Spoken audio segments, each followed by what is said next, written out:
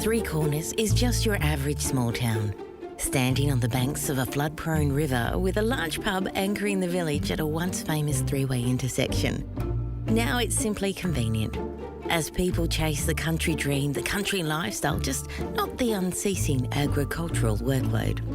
Population 2,000-ish.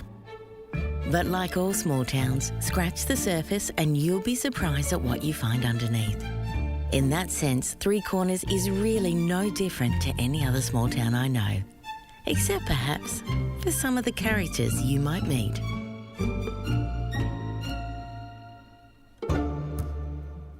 Auto-saved. The electricity cut out without warning. No! The scream left his mouth involuntarily as he raced to find the card for the meter. Please, no! As he wrenched off the beanie holding his greasy hair back, slipping on a shirt with no holes and running out of the room. Ow! Damn, bugger! Stubbing his toe on the vacuum cleaner left in the hallway, he was going to clean just after he'd gotten 2,000 words down. The assignment was long. He'd left it till the last day, and now the electricity meter had run out. His small Jack Russell looked up from his bed by the door and slowly started to wag her tail as he thundered down the hallway. No, Jess, stay. Old and arthritic, she plopped back down, big brown eyes hopeful, her tail still wagging. Look, after this, maybe, Jess. He flung himself out the door, tripping over the step up to the driveway, banging his knee, hands smarting from the concrete as he tried to break his fall. A mantra, almost under his breath, as he raced up the drive around the corner, along the front wall, past the first door, always locked, to the second. Bursting through, he tripped over the hose left on the path, trying to catch his balance on the recycling bin, left out and open to catch the rain. They both fell with a clatter and a splash, the stagnant water coating the front of his jeans. Wrestling it back up, his landlord, hearing the noise, came to the window. What on earth are you doing? She bellowed through the closed glass. He held up the card, righted the bin, and raced past, successfully dodging the recycling piled up by the first gate, recycling that was waiting for the recycling bin to be emptied of water, and only ever on the day of actual recycling was it ever to be used for the purposes of recycling. Cautiously winding his way between the washing hung on the side veranda, he reached the meter box and calmly inserted the card in, registering the $30 credit. He then jumped, hopped and skipped around the obstacle course of his landlord's courtyard before carefully closing the gate behind him, racing back to his open front door, picking up Jess, now standing guard, and running down the hallway again to the computer. Please. He switched it back on. Safe mode? No. Ordinary.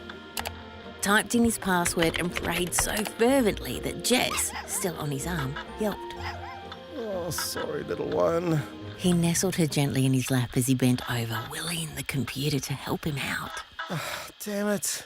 The file had been saved an hour earlier. It didn't have his arguments on the treatise. The conclusion was lost. He almost wept. Jess whined and gave his hand a lick. It's okay. He almost wept. He looked at the file, opened it, and was right. Gone. Then, looking at the information, he saw that there'd been an autosave version. Clicking on it, he almost teared up. There were the arguments. There was the conclusion. His phone buzzed. It was an email from uni. Assignment extended. He hit save on the file, closed the computer down, and slowly getting up, carried his little dog to the front door. There, he collected her lead, some tiny plastic bags, a small, bright orange cushion, and strode out. Down at the park, he carefully placed her on the ground, her shaking legs absorbing the sun's warmth as she sniffed and wandered around, before returning to the bench where he sat. He put the cushion by his feet for her to lie on, and they both just stayed for a while, watching the world go by.